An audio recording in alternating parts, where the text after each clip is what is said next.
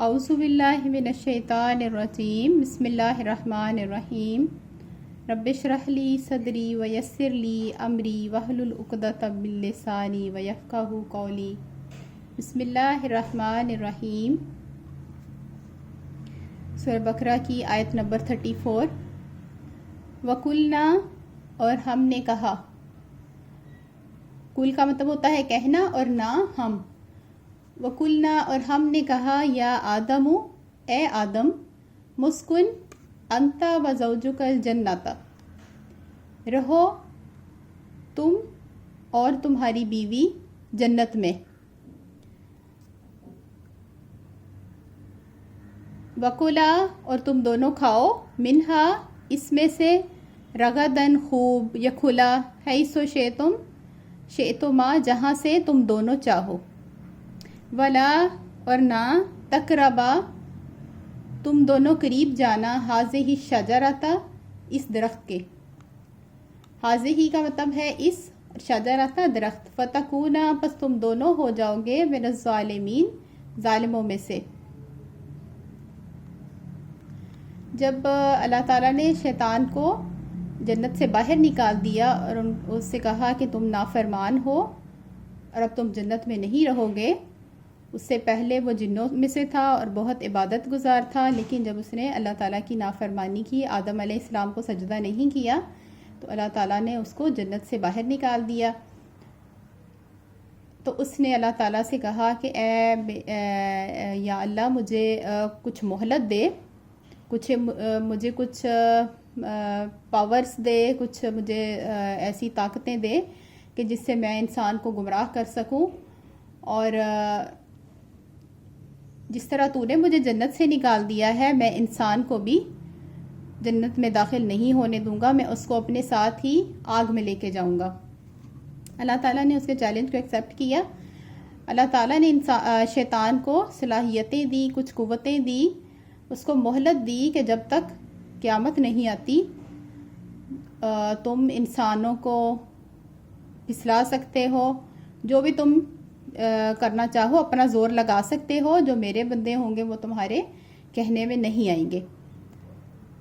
اس کے بعد اللہ تعالیٰ نے فرمایا وَقُلْنَا اور ہم نے کہا. اللہ تعالیٰ فرماتے ہیں کہ اے آدم تم اور تمہاری بیوی دونوں رہو جنت میں، اور جہاں سے بھی تم دونوں کھانا چاہو کھلا کھاؤ. شئتما تم دونوں چاہو جہاں سے بھی کھاؤ، خوب کھلا کھاؤ.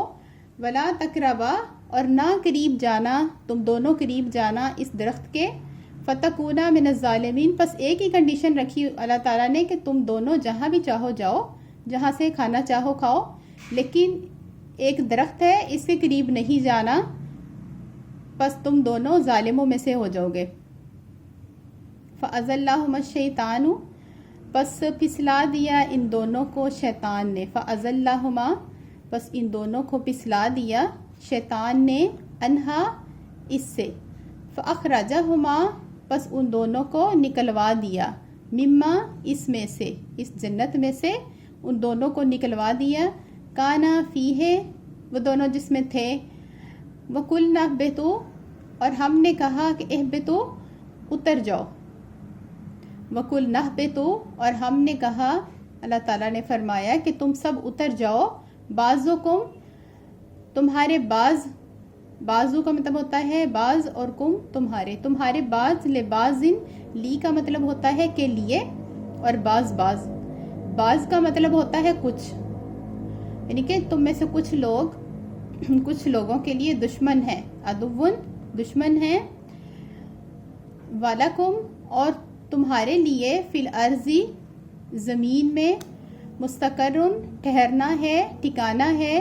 ومتاع الی حین اور فائدہ اٹھانا ہے ایک مقررہ مدت تک، ایک وقت تک، جب تک قیامت نہیں آ جاتی تو انسان دنیا میں ہی رہیں گے اور وہاں سے فائدہ اٹھائیں گے. بس ان دونوں کو پھسلا دیا شیطان نے اس میں سے، اور ان دونوں کو نکلوا دیا اس میں سے، جنت میں سے. کانا فی ہے وہ دونوں تھے جس میں اور ہم نے کہا اہبتو اتر جاؤ، وقلنا اہبتو، اور ہم نے کہا کہ اتر جاؤ، جنت سے اتر جاؤ دنیا میں، بعض تمہارے بعض کے لیے دشمن ہیں، یعنی کہ تم میں سے کچھ لوگ کچھ کے لیے دشمن ہیں، اور تمہارے لیے زمین میں ایک ٹھکانہ ہے، ٹھہرنا ہے اور فائدہ اٹھانا ہے ایک مقررہ مدت تک، ایک وقت تک۔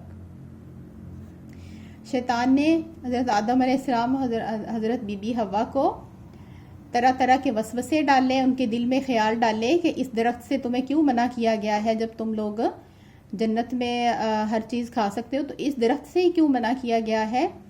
شیطان نے ان کو بہلا دیا، پھسلا دیا، اور ان دونوں نے اس درخت کا پھل چکھ لیا، اور جیسے ہی انہوں نے چکھا تو اللہ تعالیٰ نے فرمایا کہ تم لوگ اب اس جنت میں نہیں رہ سکتے، میں نے تم لوگوں کو اس سے منع کیا تھا، اب تم لوگ زمین میں اتر جاؤ، اور تم لوگوں کے تم لوگوں میں سے جو بعض انسان ہیں وہ بعض کے دشمن ہوں گے، اور تمہارے لیے زمین میں ایک مقررہ مدت تک فائدہ اٹھانا ہے اور وہاں ہی ٹھہرنا ہے۔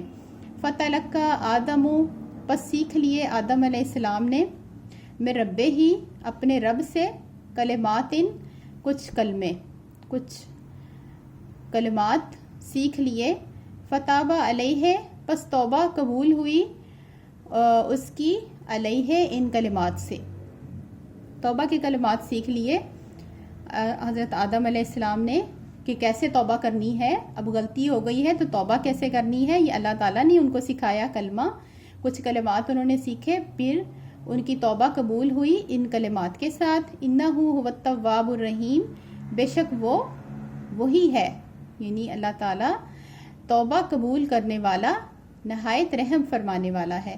قلنا اہبطوا، ہم نے کہا، اللہ تعالیٰ فرماتے ہیں کہ ہم نے کہا اہبطوا، اتر جاؤ، منہا، اس میں سے، جمیعاً، سب، کہ توبہ قبول ہو گئی لیکن پھر بھی اللہ تعالیٰ نے فرمایا کہ اب تم لوگوں کو دنیا میں ہی رہنا ہے، تم جنت سے اتر جاؤ سب۔ فَإِمَّا، پس جب یا پھر اگر، یَأْتِیَنَّکُم، پھر جب یا پھر اگر، یَأْتِیَنَّکُم، آئے گی تمہارے پاس، یاتی کا مطلب ہوتا ہے آئے گی، آنا، اور ینکم، تم دونوں کے پاس یا سب انسانوں کے پاس، منی، میری طرف سے، من ہوتا ہے کی طرف سے، اور منی چھوٹی آ گئی ہے تو میری آ گیا، میری طرف سے، ہدن، ہدایت۔ بس اگر یا جب، پس اگر تمہارے پاس آئے گی، منی، میری طرف سے، ہدن، ہدایت، فمن، پس وہ جو، تابعہ، جس نے پیروی کی، تابعہ، پیروی کی، ہدایہ، ہدایت کی، میری ہدایت کی، پیروی کی، فلا خوفن، پس نہیں تو نہیں، خوفن، خوف ہوگا، علیہم، ان پر، ولا ہم، اور نہ ہی وہ، یحزنون، غمگین ہوں گے۔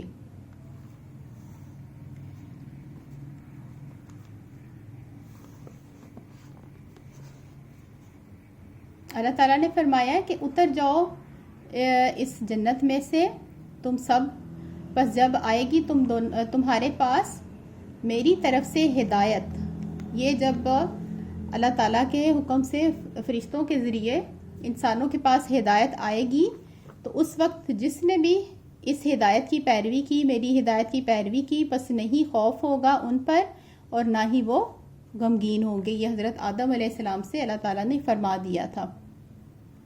ہدایت کس کس شکل میں آئی؟ ہدایت کتابوں کی شکل میں آئی اور نبیوں کے ذریعے آئی۔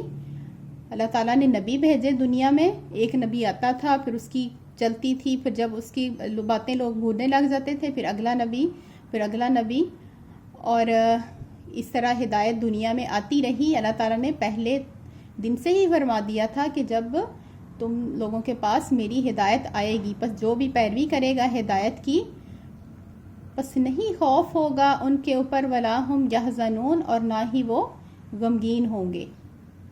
یعنی کہ پھر بس ہدایت کی پیروی کرنی ہے اور وہ ہدایت کمپلیٹ ہوگی, اس میں دنیا کی آخرت کی ہر چیز کی رہنمائی ہوگی. تم لوگ اپنی زندگیاں اس کے مطابق گزار سکتے ہو, اور اگر تم لوگ اپنی زندگیوں کو اس کے مطابق ہدایت کے مطابق گزار رہے ہو تو پھر تم لوگوں کو نہ کوئی خوف ہوگا اور نہ ہی غمگین ہوں گے, نہ کسی قسم کی بے چینی ہوگی کہ ہم لوگ کچھ غلط کر رہے ہیں یا ہم ٹھیک بھی کر رہے ہیں یا نہیں. بعض اوقات شیطان انسان کے دل میں وسوسے ڈالتا ہے کہ کیا ہم لوگ اپنی زندگی ٹھیک گزار رہے ہیں, ہم صحیح ڈائریکشن میں جا رہے ہیں.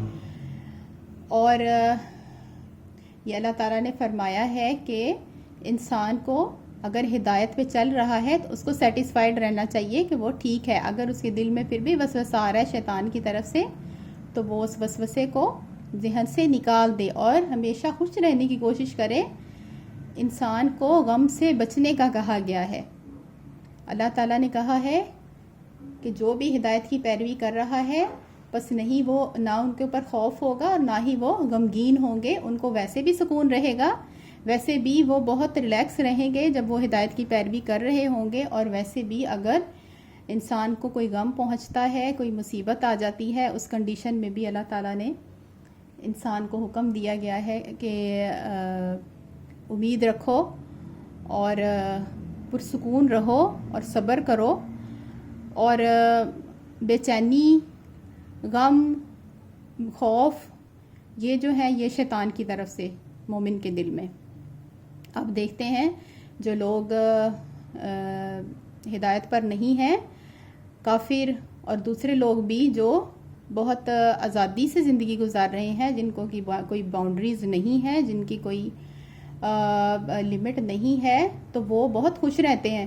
ان کو شیطان خوش رکھتا ہے کہ تم لوگ فکر نہ کرو, پرواہ نہ کرو, تم لوگ ٹھیک ہو. اور جو مومن ہیں ان کے دل میں بار بار پریشانی آتی ہے. اگر کوئی پریشانی نہیں بھی ہے تو مومن کے دل میں ویسے ہی آ جاتا ہے, وسوسہ آ جاتا ہے کہ کیا ہو گیا, یہ کام چھوٹا سا کام ہے اور اس کا خوف زیادہ آ جاتا ہے. یہ شیطان کی طرف سے آ رہا ہوتا ہے. اور اللہ تعالیٰ نے اس کنڈیشن میں انسان کو ریلیکس رہنے کا, خوش رہنے کا حکم دیا ہے کہ کسی قسم کے بھی حالات ہوں, اگر آپ لوگ ہدایت کی پیروی کر رہے ہیں تو غمگین نہ ہوں, صبر کریں, ریلیکس رہیں اور اللہ تعالیٰ سے امید رکھیں, وہ ضرور آپ کے لیے کوئی راستہ نکال دے گا. آپ لوگوں میں سے اگر کوئی ترجمہ کر رہا ہو اور سیکھ رہا ہو جیسے, تو وہ اپنے پاس یعنی کہ ایک قرآن جو ہے وہ ترجمے والا آپ لوگ گھر میں رکھ سکتے ہیں, جس کے ساتھ آپ بعد میں بھی پریکٹس کرتے رہیں گے. اور یہ قرآن پاک اگر آپ کے پاس ترجمے والا ہو تو یہ بہت اچھا ہے, کیونکہ اس سے آپ کا صحیح طرح آپ کو ہو جائے گا, ریویژن بھی ہو جائے گی اور صحیح طرح. یہ جو میرے پاس قرآن ہے یہ ہے میڈم نگہت ہاشمی کا النور انسٹیٹیوٹ, اور یہ دارالسلام نے پبلش کیا ہے اس کو. دارالسلام سے یہ آپ لے سکتے ہیں. اگر دارالسلام آپ لوگوں کے گھر کے نزدیک نہیں ہے تو کوئی بھی اور قرآن پاک جو ترجمے والا ہو, بہت سے قرآن پاک ہیں اچھے اچھے, یہ دارالسلام کا ہے, تو آپ اس کو چیک کر کے لے سکتے ہیں کہ جس کا ترجمہ جو ہے وہ بہت, یہ مجھے بہت آسان لگا تھا اور بہت ایکوریٹ قسم کا انہوں نے کیا ہے میڈم نگہت ہاشمی نے. یہ اتنا پرانا بھی نہیں ہے اور بہت جیسے ہم لوگوں نے سیکھا ہوا ہے نا, یہ ویسا ہی ہے. اور اس کے علاوہ اگر کسی کو یہ اویلیبل نہ ہو تو وہ کوئی بھی اچھا سا قرآن پاک ترجمے والا لے سکتا ہے. اور یہ ایک بہت بڑی سعادت ہے کہ اگر آپ لوگ ترجمے کے ساتھ قرآن پاک پڑھیں اور سمجھ کے پڑھیں, اس پر غور کریں جیسا کہ اللہ تعالیٰ نے حکم دیا ہے.